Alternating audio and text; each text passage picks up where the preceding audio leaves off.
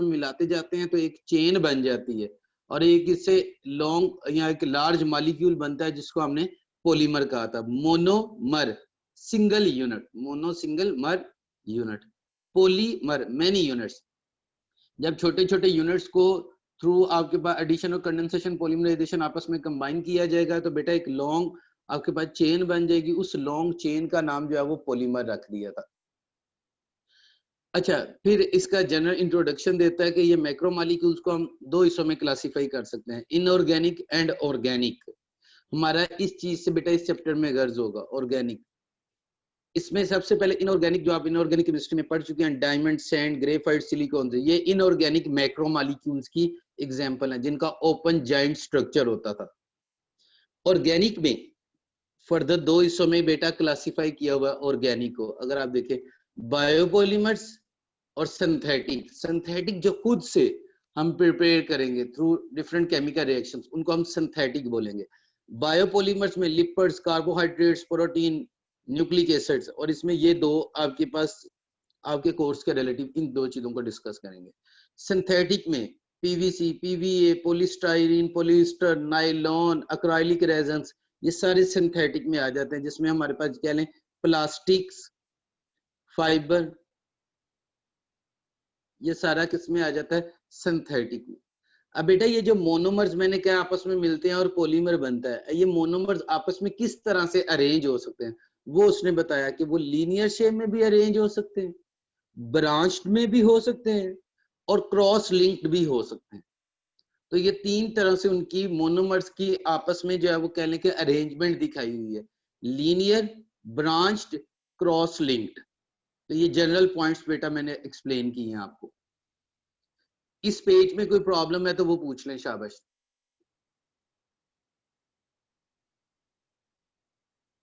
Okay है जी, नीचे करते हैं। हाँ बेटा ये मैंने बता दिया कि ये जो मैंने स्टार से रिप्रेजेंट किया मोनोमर्स को। अब मोनोमर्स डिफरेंट वे से अरेंज हो सकते हैं, वो लीनियर भी अरेंज हो सकते हैं depending upon temperature and pressure conditions और कैटलिस्ट, वो ब्रांच में भी हो सकते हैं, वो क्रॉस लिंक में भी हो सकते हैं। तो ये तीन तरह से अरेंजमेंट दिखाई हुई है बेटा।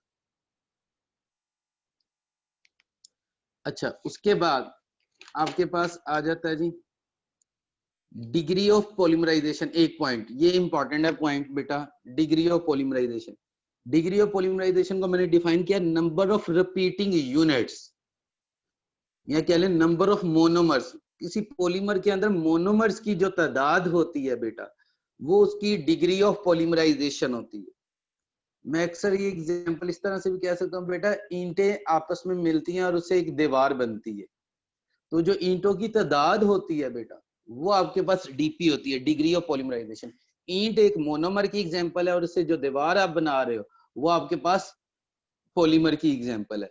तो अगर आपने टोटल मैस पॉलीमर का काउंट करना है तो एक मोनोमर का मैस और उसको मल्टीप्लाई कर दें डीपी से, डिग्री ऑफ पॉलीमराइजेशन से। ये एक इंपॉर्टेंट फार्मूला बेटा, इसमें से अक्सर वो एमडी कैट में क्वेश्चन पूछता होता है। तो बेटा अगर वो कहता है पॉलीमर का मैस 20,000 है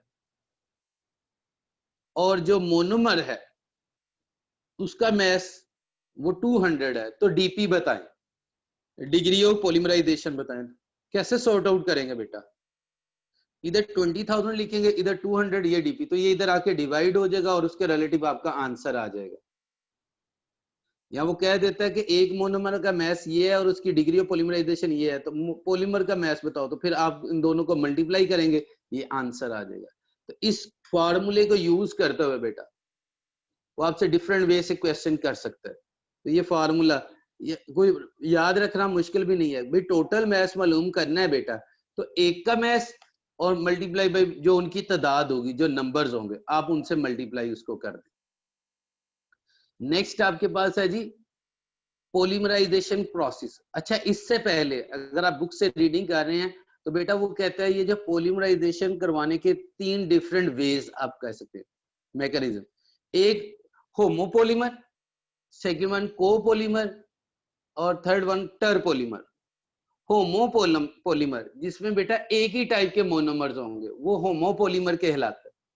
जिसमें 2 डिफरेंट टाइप के मोनोमर्स होते हैं वो कोपॉलीमर कहलाता है, और जिसमें 3 डिफरेंट टाइप के मोनोमर्स होते हैं वो टरपॉलीमर कहलाता है। तो ये आपके पास एमडीकैट के हवाले से इतना बहुत ज्यादा इंपॉर्टेंट नहीं है, तो जस्ट मैं वर्बली बता रहा हूँ कि जब अगर आपके पास इस तरह से आ जाए ए यानी कि एक ही टाइप के मोनोमर्स है तो ये होमो है। अगर ए बी आ जाए ये को होएगा, और अगर ए बी सी हो जाए तो ये टरपॉलीमर। फिर बेटा दो इसने प्लास्टिक्स के रिलेटिव भी पॉलीमर्स के रिलेटिव भी एग्जांपल दिए। एक थर्मो आपके पास पॉलीमर होते हैं और एक थर्मोसेटिंग पॉलीमर होते हैं। थर्मोपॉलीमर जिनको आप हीट करके रीमेल्ट करके रीयूज कर सकते हैं वो थर्मो कहलाते हैं, जैसे ये पीवीसी है। और एक होता है थर्मोसेटिंग पॉलीमर, जो एक दफा सेट हुआ हार्ड मैस हो जाए उसको रीसाइकल रीहीट नहीं किया जा सकता। Just like all type of paints, paint ऐसा नहीं है प्लास्टिक को आप रिसाइकल कर सकते, पेंट को रिसाइकल नहीं कर सकते। तो पेंट थर्मोसेटिंग प्लास्टिक की पॉलीमर की एग्जांपल में आ जाएगा, और आपके पास जो सिंपल प्लास्टिक है वो थर्मोप्लास्टिक की एग्जांपल में आ जाएगा। अच्छा उसके बाद बेटा ये इंपॉर्टेंट पॉइंट है, ये आपका एमडीकैट का हिस्सा है, प्रॉपर जो हिस्सा है बेटा पॉलीमराइजेशन प्रोसेस। अब बेटा पॉलीमराइजेशन को कैरिड आउट करने के केमिकली 2 वेज है जो 1929 में WH कॉथर्स ने जो इंट्रोड्यूस करवाए थे। एक है एडिशन पॉलीमराइजेशन और दूसरा है कंडेंसेशन पॉलीमराइजेशन। ये पॉलीमराइजेशन का प्रोसेस किस किस तरह से कैरिड आउट हो सकता है बेटा, एक आपके पास एडिशन पॉलीमराइजेशन और दूसरा कंडेंसेशन पॉलीमराइजेशन, ये 2 प्रोसेसेस लिखे हुए हैं बेटा। तो सबसे पहले एडिशन पॉलीमराइजेशन, नाम से ही जाहिर है बेटा इसमें सिंपली हम चीजों को क्या करेंगे जी, ऐड करेंगे, सिंपली चीजों को ऐड करेंगे, एडिशन पॉलीमराइजेशन। और ऐड कब होती है, एडिशन कब होती है, जब उनमें पाई बॉन्ड अवेलेबल होता है बेटा। तो सबसे पहले कि इनके मोनोमर्स में पाई बॉन्ड अवेलेबल हो। सेकंड ये 3 स्टेप मैकेनिज्म, और 3 स्टेप मैकेनिज्म कौन सा होता है बेटा, फ्री रेडिकल वाला मैकेनिज्म। 3 स्टेप में इनिशिएशन, प्रोपागेशन, टर्मिनेशन। आप में से कोई बताएगा इनिशिएशन के स्टेप में कौन सा प्रोसेस होता था फ्री रेडिकल में, पढ़ के आ चुके हैं। रेडिकल बनाते थे, रेडिकल बनते हैं सब। हाँ शाबाश। इनिशिएशन में आप रेडिकल जनरेट करोगे, प्रोपागेशन में रिएक्शन को कंटिन्यू करोगे, टर्मिनेशन में उन रेडिकल्स को मिला के रिएक्शन को टर्मिनेट करेंगे। तो यहाँ पे मैंने वो मैकेनिज्म की डिटेल नहीं दी क्योंकि वो आपके पास बुक में अवेलेबल भी है और ना वो आपने ड्रा करनी है। सिर्फ आपको पता होना चाहिए कि इनिशिएशन में हम कैटलिस्ट जनरेट रेडिकल जनरेट कर रहे होते हैं आर डैश कह लेंगे, आर रेडिकल कह लें इसको आप, और प्रोपागेशन में उसको प्रोपागेट और टर्मिनेशन में उसको रिएक्शन को खत्म कर रहे होते हैं। अब इसमें बेटा रिएक्शन को कैटालाइज हम कर रहे होते हैं, फ्री रेडिकल फोटोकेमिकल रिएक्शन होते हैं जिसमें हम जो भी ऑर्गेनिक पेरोक्साइड होगा उसको फ्री रेडिकल में चेंज कर रहे होते थे। तो इस रिएक्शन को catalyse through photochemical reaction, photochemical का मतलब है बेटा जिसमें हम लाइट के थ्रू ब्रेक डाउन कर रहे होते हैं। ये मैंने एक एग्जांपल दी है पीवीसी की, पॉलीविनाइल क्लोराइड। विनाइल क्लोराइड को लिया बेटा 52 डिग्री सेल्सियस पे 9 ATM पे गर्म किया, तो उससे ये पॉलीमर आपके पास बन गया। यहाँ पे मैंने N-1 लिखा है क्योंकि एक मॉलिक्यूल को मैं बाहर लिख रहा हूँ। अगर आप ये वाला मॉलिक्यूल बाहर नहीं लिखते तो सिंपल आप N लिख सकते हो, लेकिन क्योंकि एक मॉलिक्यूल को मैं बाहर लिख रहा हूँ तो अंदर N-1, यहाँ पे अगर 100 होगा तो यहाँ पे 99, तो 99 कैसे शो करेंगे, 100-1। तो बेटा अगर आप इस तरह से उसने शो किया होगा तो नीचे N आएगा, और अगर इस तरह से फार्मूला प्रॉपर 2 बाहर भी लिखे हुए हैं तो N-1 आ जाएगा। इसके अलावा पीवीसी के अलावा अदर एग्जांपल्स जो कि एडिशन पॉलीमराइजेशन शो करती हैं उसमें पॉलीस्टाइरीन, पॉलीविनाइल एसीटेट, पॉलीइथीन। बेटा ये आपके पास वो पॉलीमर्स हैं जिनमें एडिशन पॉलीमराइजेशन अवेलेबल होगी। Polystyrene, polyvinyl acetate, polyethene. Book में इनके फर्दर यूजेस भी लिखे हुए हैं, वो आपने देख लेने। Polystyrene, polyvinyl acetate, polyethene, PVC, ये सारे एडिशन पॉलीमर में आ जाएंगे जिसमें पाई बॉन्ड इन्वॉल्व होता था। सेकेंड वन है बेटा कंडेंसेशन पॉलीमराइजेशन। कंडेंसेशन पॉलीमराइजेशन में क्या होगा बेटा, इसमें सबसे पहले म्यूचुअल रिएक्शन होगा टू फंक्शनल ग्रुप, इसमें 2 फंक्शनल ग्रुप इन्वॉल्व होंगे। जो आपकी बुक में उसमें अमाइन ग्रुप और कार्बोक्सिलिक ग्रुप है, या कार्बोक्सिलिक ग्रुप और अल्कोहल ग्रुप है। या मैंने लास्ट लेक्चर में भी रिपीट किया था, जब कंडेंसेशन का फिनोमेना हो तो कार्बोक्सिलिक ग्रुप से कौन सा ग्रुप रिमूव होता है, कार्बोक्सिलिक ग्रुप में से OH, कार्बोक्सिलिक ग्रुप से बेटा OH। और बेटा कंडेंसेशन में क्या होगा बेटा, इसमें कुछ स्मॉल बाय प्रोडक्ट्स बनेंगी जस्ट लाइक वाटर और एथेनॉल, और ये दोनों एंड्स पे टेक प्लेस हो रहा होता है, लेफ्ट साइड पे भी राइट साइड पे भी कंटिन्यूटी। तो जैसे ये इस कंपाउंड का नाम क्या है अगर आपको याद हो, मैंने नाम नहीं लिखा इस कंपाउंड का नाम,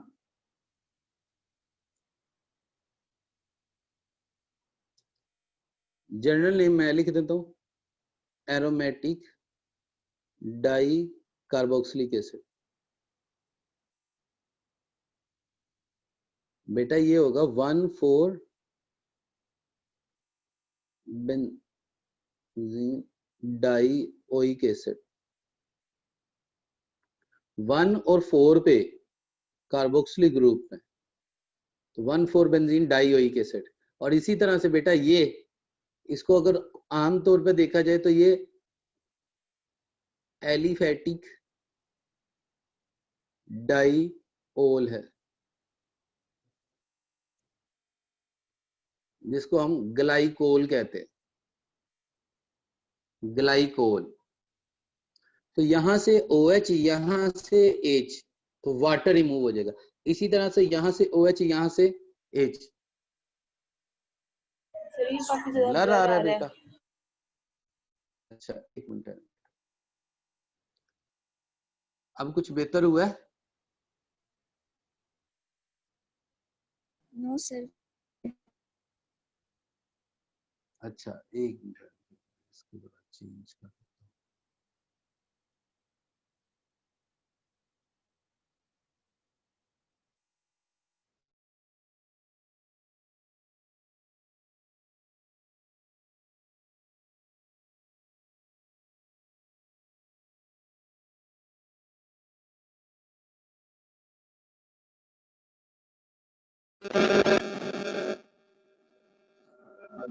बताइएगा, अभी भी दिला रहा है?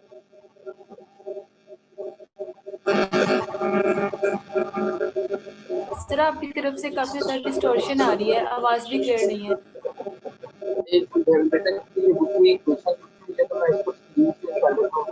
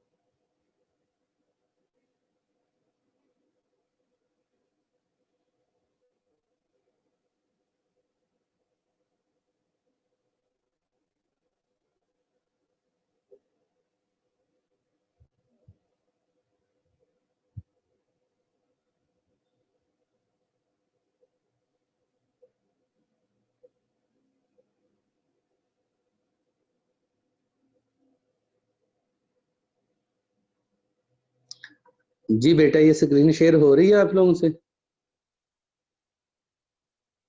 जी सर।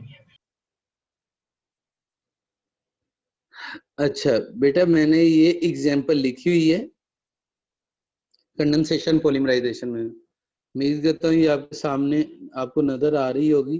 तो इसमें अगर आप देखें बेटा, मैंने कहा था इसका नाम क्या होगा, तो एक तो आपके पास है जो मैं आपको नाम बता रहा था कि एक डाइकार्बोक्सिलिक एसिड है एरोमेटिक, और दूसरा आपके पास इथाइलिन ग्लाइकोल है, एलिफेटिक डाइओल है जी। तो बेटा जब भी कंडेंसेशन पॉलीमराइजेशन होगी, कार्बोक्सिलिक ग्रुप का OH, अल्कोहल ग्रुप का H रिमूव होता है और वाटर बन जाता है और आपस में ये कंडेंस हो जाते हैं। और यहाँ पे उसने एग्जांपल दी है पॉलीईस्टर की।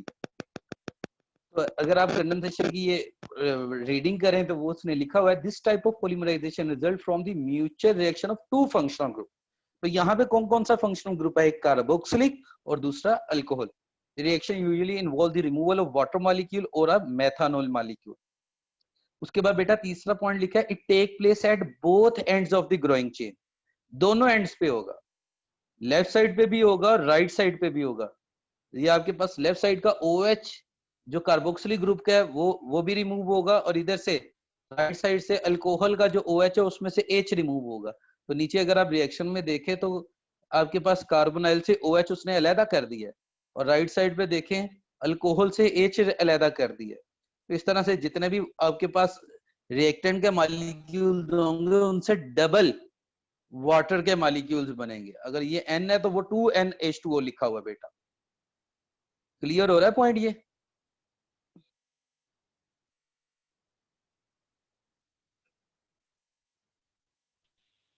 जी बच्चे जरा मुझे बताते जी जाएं। सर, जी सर क्लियर है। अच्छा बेटा ये आपके पास ये भी एग्जांपल एडिशन पॉलीमराइजेशन की थी, पॉलीस्टाइरीन भी, पॉलीविनाइल एसीटेट भी, और ये आपके पास जो पॉलीईस्टर मैंने बोला ये कंडेंसेशन की एग्जांपल है। ये पीछे अभी बता दिया आपको पॉलीईस्टर। पॉलीअमाइड रेजन, इसका दूसरा नाम है नाइलॉन 6,6। इसको भी बड़े अच्छे तरीके से करना है बेटा, इसमें से क्वेश्चन आता है। इसमें सबसे पहले तो आपको मोनोमर्स के नाम आने चाहिए। एक एडीपिक एसिड, इसका आईयूपीएक नेम क्या होगा बेटा एडीपिक एसिड का? 1,6 हेक्साडाइओइक एसिड। हाँ 1,6 हेक्साडाइओइक एसिड। एक शुरू में होगा एक एंड पे है, तो बेटा ये हेक्सा, तो एडीपिक एसिड आपको पता होना चाहिए किस कंपाउंड का नाम है जी। और दूसरा आपके पास है बेटा हेक्सा मिथाइलिन डाइअमाइन, कि बेटा 6 मिथाइलिन के हैं और दोनों तरफ अमाइन ग्रुप है। तो इसमें से भी अगर आपको याद हो, कार्बोक्सिलिक ग्रुप का OH जाएगा और अमाइन ग्रुप से H, वही just like peptide linkage, just like peptide. वो आपसे क्वेश्चन पूछ लेता है कि किस कंपाउंड के अंदर, किस पॉलीमर के अंदर पेप्टाइड लिंकेज अवेलेबल है। तो बेटा वो पॉलीअमाइड्स जिन्हें हम नाइलॉन कहते हैं, इनके अंदर पेप्टाइड लिंकेज अवेलेबल है, क्योंकि इसमें जो कंडेंसेशन के बाद बॉन्ड बनेगा वो कार्बोनाइल और अमाइन ग्रुप के दरमियान बनेगा। और जब कार्बोनाइल और अमाइन ग्रुप के दरमियान बेटा बॉन्ड बनता है तो वो आपके पास पेप्टाइड लिंकेज होता है। तो दोनों रिएक्टेंट में 6-6 कार्बन है, तो इसलिए इसको नाइलॉन 6,6 का नाम दिया।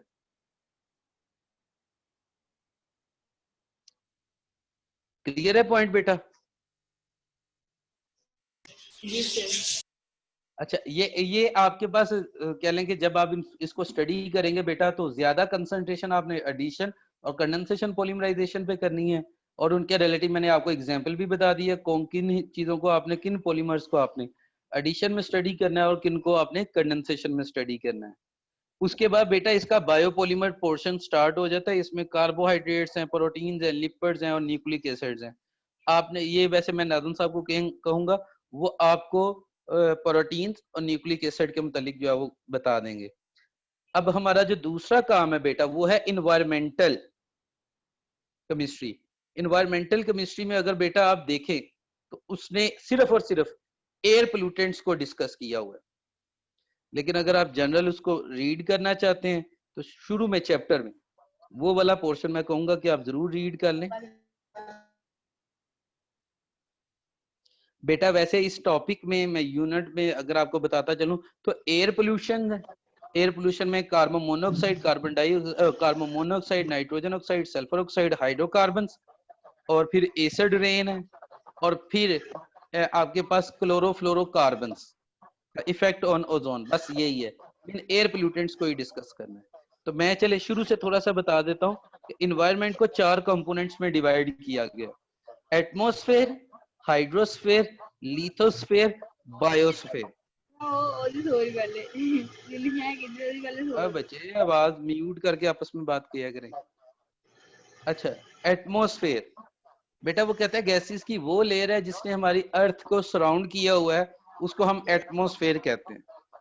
हमारी एटमॉस्फेयर में कितने % ऑक्सीजन है? ये तो कॉमन सेंस वाला क्वेश्चन है बेटा जी। 21%। 21% ऑक्सीजन और नाइट्रोजन 78। 78%। हाँ, बाकी बेटा ये उसने फ्रैक्शन में बताया हुआ है 0.9% आर्गोन है, कार्बन डाइऑक्साइड 0.03% है और ट्रेसेस में अदर गैसेस। और ये जो हम एटमॉस्फेयर में कंसंट्रेशन डिफरेंट गैसेस की बता रहे हैं, ये कितने अल्टीट्यूड तक बता रहे हैं? 50 किलोमीटर तक। 1000 किलोमीटर तक बेटा, 1000 किलोमीटर तक। लेकिन मोर देन 50% वो किस रीजन में लाई करता है जी? 5.6 किलोमीटर पे। अगर आपसे पूछा जाए एटमॉस्फेयर की थिकनेस कितनी है तो बेटा वो 1000 किलोमीटर तक है। लेकिन मोर देन 50% गैसेस कहाँ पे लाई कर रहे हैं? जस्ट 5.6 किलोमीटर पे। इसलिए जैसे जैसे हम ऊपर जाते जाते हैं, हम कहते हैं ऑक्सीजन का पार्शियल प्रेशर कम होता जा रहा है। इन अदर वर्ड्स हम कहते हैं ऑक्सीजन की कंसंट्रेशन इन एयर वो कम होती जा रही है। तो इसलिए हमें रेस्पिरेटरी प्रॉब्लम्स होना शुरू हो जाती है। और फिर ये जो एटमॉस्फेयर में मौजूद ये जो गैसेस हैं, इनकी 2 से 3 फंक्शन है बेटा। एक तो ये रेस्पिरेशन का प्रोसेस को कंप्लीट कर रही हैं। सेकंड, ये अल्ट्रावायलेट रेडिएशंस को जो है वो जमीन पे आने से रोक रही हैं। और थर्ड इनकी एप्लीकेशन है ये हीट बैलेंस को मेंटेन रख रही हैं। तो ये 3 पॉइंट्स रिगार्डिंग एटमॉस्फेयर आपको पता होने चाहिए। सेकंड आपके पास है हाइड्रोस्फीयर, वो रीजन जहां पे वाटर है उसको हम हाइड्रोस्फीयर कहते हैं। मोर देन 70% आपकी अर्थ क्रस्ट, आपका पास जो अर्थ है उसका हिस्सा जो है वो वाटर पे कंसिस्ट कर रहा है। और इसमें से बेटा 97% वो कहता है ओशन है, 2% ग्लेशियर है, 1% अवेलेबल वाटर है। ये सिर्फ डिजिट्स याद रखने वाली वैल्यूज हैं बेटा। आउट ऑफ 1% 69% एग्रीकल्चर, 23% इंडस्ट्री और 8% डोमेस्टिक पर्पस के लिए यूज होता है। तो ये उसने आपके पास हाइड्रोस्फीयर का रिलेटिव बताया। फिर आगे थर्ड टर्म है जी लिथोस्फीयर। ये जल्दी जल्दी इसलिए बता रहा हूँ, ये वन टाइम रीडिंग वाले पॉइंट्स हैं बेटा। लिथोस्फीयर जो हमारी जमीन का ट्रफ है, अर्थ क्रस्ट, उसको हम लिथोस्फीयर कहते हैं बेटा। इसका 99% हिस्सा तकरीबन 11 एलिमेंट्स के ऊपर कंसिस्ट कर रहा है, जिनमें मेजर कंपोनेंट बेटा वो है oxygen, round about 50%, 46.60%। Second most abundant silicon 27.72, third aluminium, फिर आयरन, फिर कैल्शियम, फिर सोडियम, फिर पोटाशियम, ये उसने दिए हुए हैं बेटा। और लास्ट में बायोस्फीयर, जहां पे लाइफ एग्जिस्ट करती है वो बायोस्फीयर है। और इसमें हम स्मॉलर यूनिट इसका पढ़ते हैं इको आपके पास सिस्टम। अब आपका एमडी कैट का सिलेबस शुरू होता है बेटा। हर वो चीज जो आपको या आपके एनवायरनमेंट को एडवर्सली इफेक्ट करती है बेटा, उसे पोल्यूटेंट बोलते हैं। तो पोल्यूटेंट्स 3 टाइप्स के यहाँ पे डिस्कस किए हुए हैं, air pollutants, water pollutants and solid waste. तो हमने सिर्फ एयर पोल्यूशन को डिस्कस करना है बेटा। एयर पोल्यूशन जो कि आपके पास एनवायरनमेंट में मौजूद एयर को डैमेज करके हमारी क्वालिटी ऑफ लाइफ को जो है वो डिस्टर्ब कर रही है बेटा। एयर पोल्यूटेंट्स 2 तरह के आपके पास क्लासिफाई किया हुआ है, एक प्राइमरी पोल्यूटेंट्स और एक सेकेंडरी पोल्यूटेंट्स। जी आप में से कोई बताए, क्योंकि ये बेटा डिस्कशन है, व्हाट आर प्राइमरी पोल्यूटेंट्स? जी शाबाश। जो एटमॉस्फेयर को डायरेक्टली इफेक्ट करते हैं।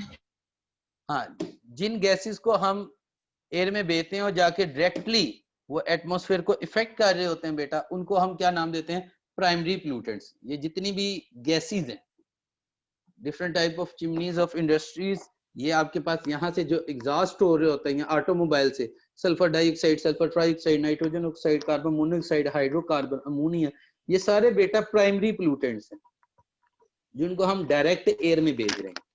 सेकेंडरी पोल्यूटेंट्स कौन से होंगे? जो प्राइमरी पोल्यूटेंट के रिएक्शन, मतलब जब वो केमिकल रिएक्शन करते हैं।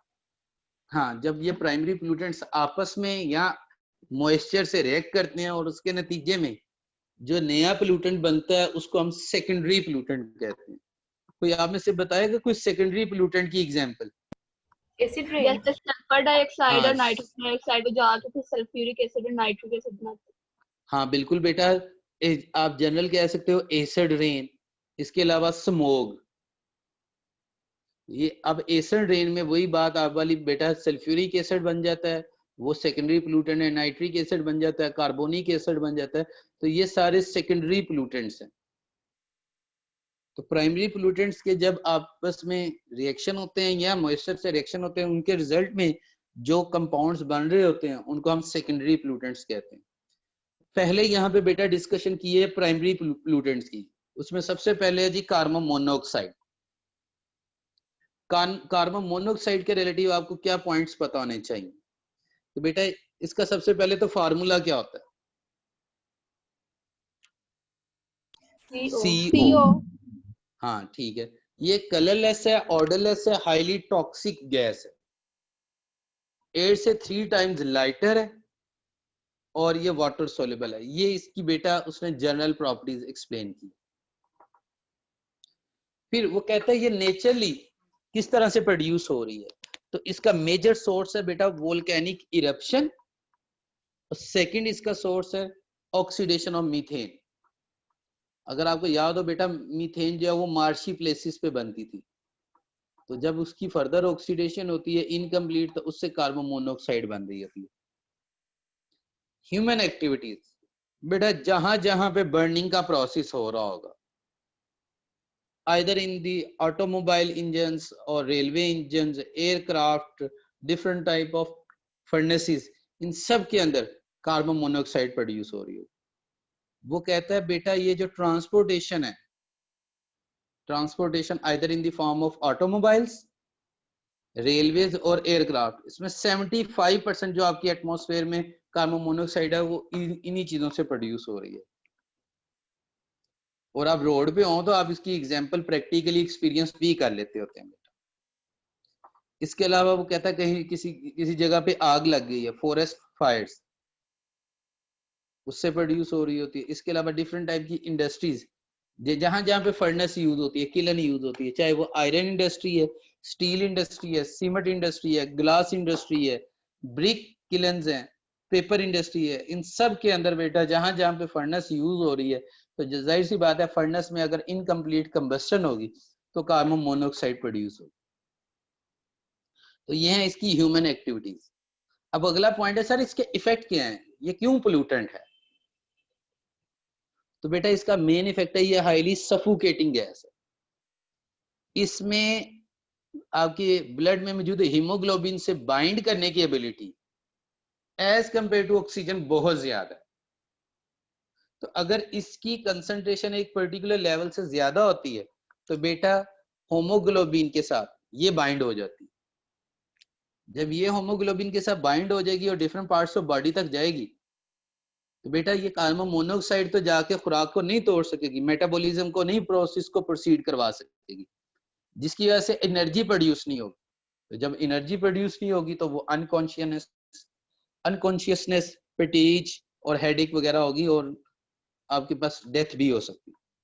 तो ये पॉइंट बड़ा इंपॉर्टेंट लिखा हुआ है, carbon monoxide is highly poisonous gas and cause suffocating if inhaled. It binds blood haemoglobin more strongly than oxygen, thus excluding oxygen from normal respiration। तो वो ऑक्सीजन को निकाल देती है।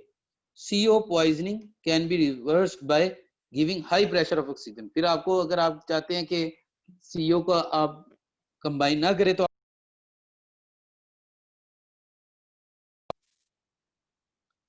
लेकिन अगर आप बेटा ज्यादा देर CO को कहने के एब्जॉर्ब करते हैं तो उससे ये उसने प्रॉब्लम्स बताई हैं, फटीग, अनकॉन्शियसनेस, इवेंचुअली डेथ। इसको हम साइलेंट किलर भी कहते हैं। सेकंड एयर पोल्यूटेंट है बेटा नॉक्स, नाइट्रोजन के ऑक्साइड्स। नॉक्स में दो चीजें हैं बेटा, एक नाइट्रिक ऑक्साइड और एक नाइट्रोजन डाइऑक्साइड। दोनों को जनरल किससे रिप्रेजेंट करते हैं? NOx। अब X की वैल्यू 1 भी हो सकती है, 2 भी, नाइट्रोजन ऑक्साइड भी हो सकता है और नाइट्रोजन डाइऑक्साइड। नेचुरली कैसे बनती है? Bacterial action. अगर आपको याद हो ammonium nitrate, not useful for paddy rice, क्यों? क्योंकि वहां पे स्टेगनेंट वाटर की वजह से बैक्टीरिया उस अमोनियम नाइट्रेट से रिएक्ट करता था, तो उससे बेटा नाइट्रोजन ऑक्साइड और नाइट्रिक ऑक्साइड प्रोड्यूस हो सकता। तो पहला ये इसका नेचुरल सोर्स है। ह्यूमन एक्टिविटी, तो बेटा ह्यूमन एक्टिविटी कोई भी आप गैस प्रोड्यूस कर रहे हैं तो उसकी मेन एक्टिविटी कंबस्शन है डिफरेंट टाइप की। वो कंबस्शन ऑफ कोल हो सकती है, ऑयल हो सकती है, नेचुरल गैस हो सकती है, गैसोलीन हो सकती है, ये सारा उसमें बताया हुआ। इसमें बेटा दो चीजें याद रखने वाली हैं कि NO का एयर में रेजिडेंस टाइम, NO और NO2 का, NO का 4 डेज है और NO2 का 3 डेज है, यानी कि इतनी देर तक ये स्टेबल रह सकती है। फिर ये due to photochemical reaction moisture को अब्सॉर्ब करेंगे और किस में कन्वर्ट हो जाएंगे, नाइट्रिक एसिड में, जो कि आपके पास एसिड रेन कॉज कर सकते।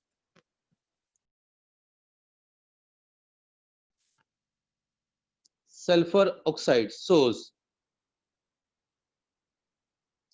सोर्स का जो नेचुरल सोर्स है बेटा वो है वोल्केनोस।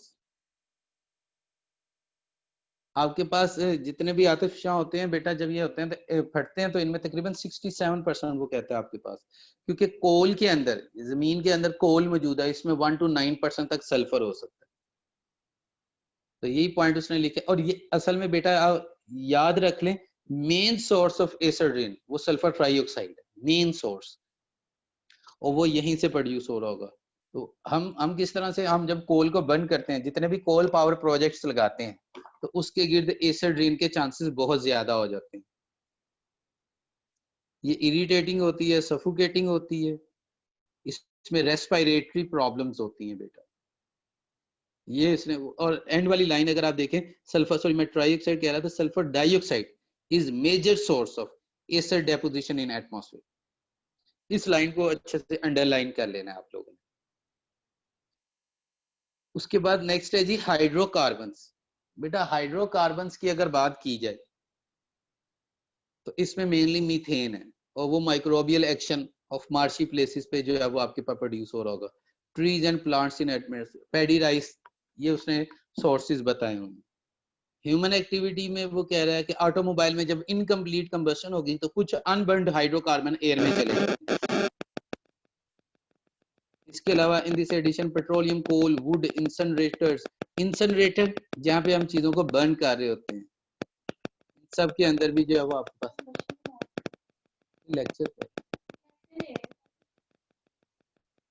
अच्छा 1 मिनट होल्ड कीजिएगा बेटा।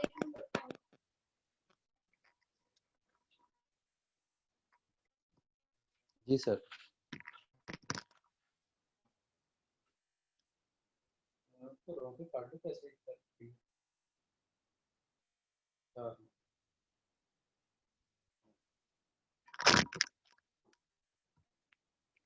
Hello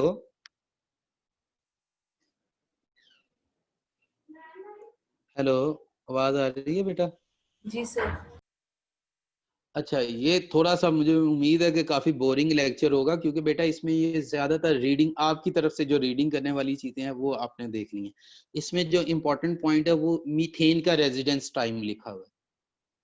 methane has mean residence time about 3 to 7 years in atmosphere. ये इतनी स्टेबल होती है बेटा, ठीक है। और जो जितनी चीज स्टेबल होती है बाद में उतना ही वो एडवर्स इफेक्ट भी दे सकती है, तो ये चीजें इनमें रखनी है। आगे अब ये इसका दूसरा टॉपिक आ गया बेटा, एक एयर पोल्यूशन है, दूसरा एसिड रेन है। और एसिड रेन केमिस्ट्री से ज्यादा बायो में डिटेल से लिखा हुआ है। अगर आपसे पूछा जाए एसिड रेन किसकी वजह से होती है, मेटल्स के ऑक्साइड्स की वजह से, नॉन मेटल्स के ऑक्साइड की वजह से? चलें एक सिंपल सा क्वेश्चन। नॉन मेटल्स के। हाँ कॉमन सेंस है बेटा, नॉन मेटल्स के ऑक्साइड ही एसिडिक होंगे, और नॉन मेटल में कार्बन, नाइट्रोजन और सल्फर मेन ये। कहता बेटा इस टर्म को अंगस स्मिथ ने इंट्रोड्यूस करवाया था इन 1950s, और इसको हम एसिड डेपोजिशन भी कहते हैं। और इसमें बेटा क्या होता है कि जब एयर में मौजूद कार्बन डाइऑक्साइड, सल्फर के ऑक्साइड या नाइट्रोजन के ऑक्साइड मॉइस्चर से रिएक्ट करते हैं तो वो कार्बोनिक एसिड, नाइट्रिक एसिड और सल्फ्यूरिक एसिड बना देते हैं। अब बेटा जब ये एसिड बन गए हैं और ये पानी की पीएच जो कि नॉर्मली अनप्यूटेड रेन, उसकी पीएच बेटा उसने बताई है 5.6, तो जब ये एसिडिक न्यूट्रल वाटर में ऐड हो जाएंगे तो उसकी पीएच को लेस देन 5 कर देते हैं, और अगर लेस देन 5 हो जाती है तो बेटा वो रेन एसिडिक रेन कहलाती है। तो बेटा ये नीचे यही लिखा है, in the atmosphere shows and NOx are transferred by reaction of oxygen and water into sulfuric acid and nitric acid. These acids get mixed with the rain. The acid deposition include both wet and dry. Dry में हमारे atmosphere में जो आपके पास smoke की form में ये रहती है। अब इसका बेटा वो कहता है कि इफेक्ट क्या होता है एसिड रेन का। वैसे तो आपने, मैं बार बार कहूंगा, ये टॉपिक इन्वायरमेंट के मुतालिक बायो में भी डिटेल में है आपके पास। इफेक्ट क्या होता है, तो सबसे पहले तो ये लीच आउट करते हैं हैवी मेटल्स को। Acidification of soil and rocks can leach metals like aluminium, mercury, lead and calcium and discharge them into water bodies. जमीन से ये निकालते हैं इन्हें और इन्हें वाटर बॉडीज के अंदर। बेटा ये जितनी भी हैवी मेटल्स होती हैं ये बाद में अगर वाटर बॉडीज के अंदर चले गई, हमारे जिस्म में अंदर चले गई हैं, तो ये वहां से बाहर नहीं निकल सकेंगे, तो ये अंदर फिर बॉडी के अंदर डिफरेंट टाइप की डिजीजेस कॉज करती हैं। These heavy metals are accumulated in fishes and are health hazard for human and birds as they eat these fishes. जब हम या डिफरेंट परिंदे इन मछलियों को खाएंगे तो वो हमारे लिए जो है वो हैजर्ड्स कॉज करेंगे। अच्छा, अगर इसकी एलिवेटेड एक हद से ज्यादा कंसंट्रेशन हार्मफुल होती है, वो क्या करती है एल्यूमिनियम की, वो गिल्स को क्लॉग कर देती है, जिससे फिशेस के अंदर भी सफोकेटिंग प्रॉब्लम होती है। इसके अलावा बेटा वो क्या, एक तो ये प्रॉब्लम थी वाटर आपके पास बॉडीज के लिए। Second problem acidification of soil से क्या होता है कि जो जमीन में मौजूद जितने भी इंपॉर्टेंट न्यूट्रिएंट्स हैं वो लीच आउट हो जाते हैं, जिससे बेटा प्लांट की ग्रोथ इफेक्ट हो रही होती है। इसके अलावा ये जितने भी बिल्डिंग है, स्टील है, प्लास्टिक है, सीमेंट है, मेसनरी वर्क है, ये सारा का सारा भी जो है वो बेटा आपके पास डायरेक्टली और इनडायरेक्टली एसिड रेन से इफेक्ट हो रहा होता है। आपने बड़ी कॉमन एग्जांपल पढ़ी हुई है ताजमहल की। और फिर इसके बाद अच्छा ये याद रख लें, acid rain and smoke they are example of secondary pollutants. Smoke बेटा दो चीजों का कॉम्बिनेशन है। वैसे स्मोक का यूएचएस में जिक्र नहीं है, लेकिन आपने ये करना लाजमी है। स्मोक, इसमें एक आपके पास दो चीजों का कॉम्बिनेशन है, स्मोक एंड फॉग। स्मोक को भी स्टडी करने के लिए इसे दो हिस्सों में क्लासिफाई कर दिया हुआ बेटा, एक ऑक्सीडाइजिंग स्मोक और दूसरी रिड्यूसिंग स्मोक। रिड्यूसिंग स्मोक आपके पास वो आपके पास सल्फर के ऑक्साइड्स की वजह से होती है। सल्फर के ऑक्साइड्स वो कहता है आपके पास, इसको हम रिड्यूसिंग स्मोक। और जो नाइट्रोजन के ऑक्साइड्स की वजह से होगी इसे हम ऑक्सीडाइजिंग स्मोक या फोटोकेमिकल स्मोक भी कहते हैं। ये दो हिस्सों में उसने कहा। फिर ये जो ऑक्सीडाइजिंग स्मोक होता है बेटा, इसका येलोविश कलर होता है। वो किसकी प्रेजेंस की वजह से होता है? नाइट्रोजन डाइऑक्साइड की प्रेजेंस की वजह से होता है। ये लास्ट पे एक लाइन लिखी है, ये 3 पॉइंट्स एक्सप्लेन करने से पहले। फिर स्मोक के लिए 3 कंडीशंस दी हैं। सबसे पहली कंडीशन, स्मोक कब बनेगी? जब एयर में प्रॉपर कंसंट्रेशन होंगी different volatile organic. Point, sunlight, क्योंकि ये फोटो केमिकल रिएक्शन है तो इसमें सनलाइट का होना जरूरी है। तीसरा पॉइंट, इसमें एयर की मूवमेंट वो कम होनी चाहिए। एयर की मूवमेंट जितनी कम होगी, रिएक्शंस को, रिएक्टेंट्स को आपस में मिलने में उतना प्रॉपर टाइम मिलेगा और उससे वो प्रोसीड करें। तो बेटा स्मोक में क्या क्या चीजें बन रही होती हैं? हाइड्रोजन परऑक्साइड, नाइट्रिक एसिड और पर ऑक्सी एसिटाइल नाइट्रेट। और पर ऑक्सी एसिटाइल नाइट्रेट के मतलब वो कहता है कि ये एक इरिटेंट है। फिर ओजोन, ओजोन का जो है बेटा आपके पास क्लोरोफ्लोरोकार्बन वाला टॉपिक ज्यादा इंपॉर्टेंट है। वैसे इंट्रोडक्शन आप जरूर पढ़ लें कि ओजोन वो आपके पास low boiling allotropic form of oxygen है बेटा। इसकी कंसंट्रेशन को हम डॉप्सन में मेजर करते हैं। डॉप्सन थिकनेस बताती है इसकी, और नॉर्मली बेटा इसकी थिकनेस है बेटा 350 डॉप्सन इन एयर। एटमॉस्फेयर को 4 हिस्सों में डिवाइड किया हुआ है। एटमॉस्फेयर के जिस हिस्से में हम रहते हैं उसे क्या कहते हैं बेटा?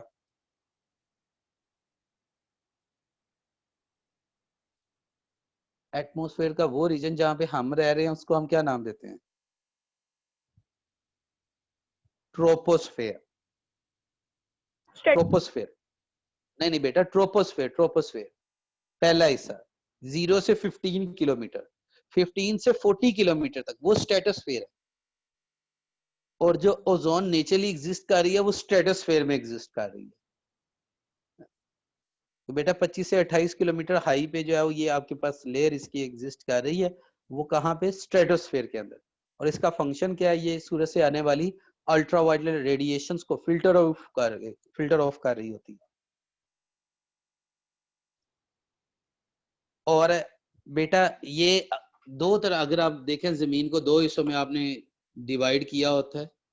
एक इक्वेटर जहां से एक इमेजिनरी लाइन है, उसके करीब वाले हिस्से को आप ट्रॉपिकल रीजन कहते हो, जैसे जैसे दूर जाते जाते हो पोलर रीजन कहलाता है। पार्क स्टडी में आपने इसको जो है वो डिटेल से पढ़ा होगा।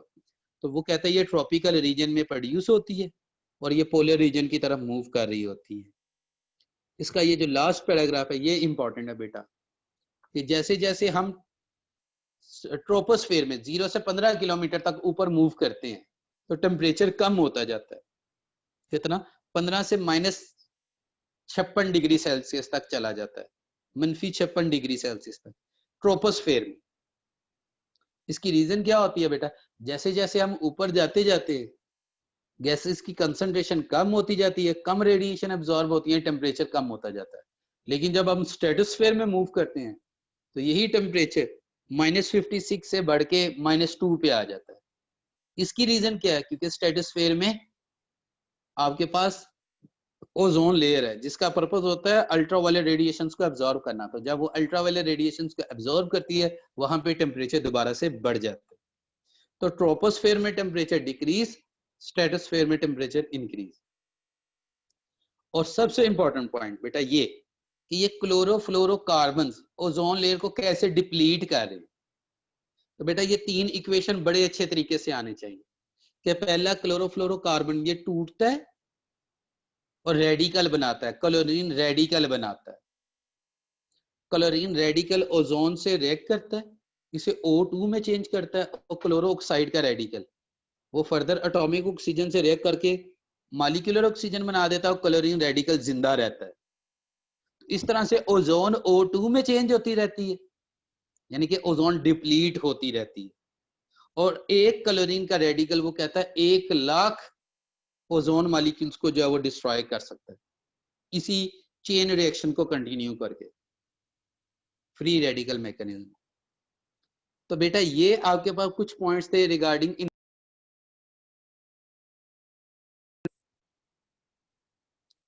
अब यहाँ पे कोई प्रॉब्लम है वो पूछ लें, शाबाश। तो ये आपका कह लेंगे सिलेबस ऑलमोस्ट कंप्लीट हो गया है। एक दो टॉपिक्स रह गए हैं, वो मैं इंशाल्लाह सर नाज़िम साहब से कह दूंगा, वो आपको पोलिटीज और न्यूक्लिक एसिड को वाला रिवाइज करवा देंगे। और कल मैं आपसे ज्यादा बेटा मुझे टेंशन है एक दो पॉइंट्स में कि आपके जो है वो कह लें कि वो ऑनलाइन टेस्ट हम नहीं कंडक्ट करवा सके। उसका बेसिक प्रॉब्लम ये आ रही है कि उसमें इक्वेशंस पुट नहीं हो पा रही, ना उसमें डायग्राम्स आ रही हैं। तो उनके बगैर फिर उसका यही हल निकाला है कि आपकी प्रैक्टिस करवानी है। कुछ इंग्लिश के टेस्ट आपके ऑनलाइन ले लिए जाएंगे ताकि आपकी वो एटलीस्ट प्रैक्टिस उस तरह से हो जाए।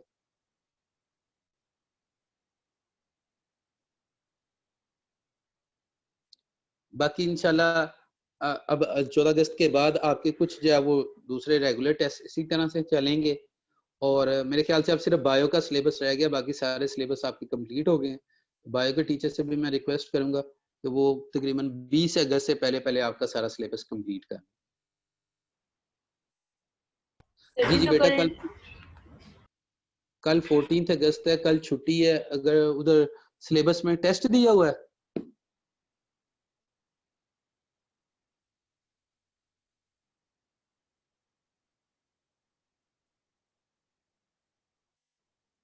एक्सक्यूज मी सर, सर वो जो आपने पहले नोटबुक पे करवाया हुआ है ना, उसके पिक्स जरा ग्रुप में सेंड कर दीजिएगा। अच्छा बेटा, वो मैं कर देता हूँ। ये मुझे बताएं कल छुट्टी नहीं है टेस्ट के रिलेटिव शेड्यूल में?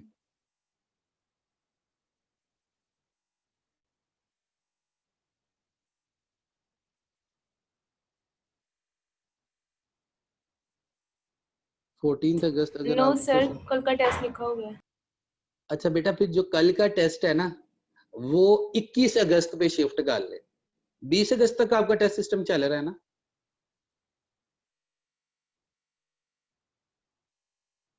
है 21 अगस्त को लास्ट। तो वो कल वैसे फिजिक्स का है? जी सर, कल फिजिक्स का है। तो वो आप फिर 22 अगस्त पे शिफ्ट कर लें।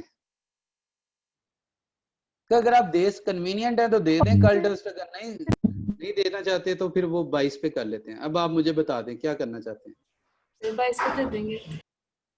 हाँ चले, अभी वो 22 पे शिफ्ट कर लेते हैं। परसों अब आपका जो वैसे रूटीन टेस्ट है वो वैसे ही चलेंगे, आपका वो 22 अगस्त को टेस्ट हो जाएगा, ठीक है? उस दिन हमारा टेस्ट हुआ था केमिस्ट्री का, कल उसकी डिस्कशन नहीं होनी? अच्छा, वैसे वो मैंने सेंड कर दिया था कल। वो कह लेंगे लाइट यहाँ पे चले गई थी, फिर भी किसी एमसीक्यू में प्रॉब्लम है तो वो मुझे आप इनबॉक्स कर दीजिएगा, मैं आपको बता दूंगा। जी सर। डिस्कशन कहते हैं तो वो फिर परसों कर लेंगे, ठीक है? जी सर। ओके। अच्छा बात सुने बेटा,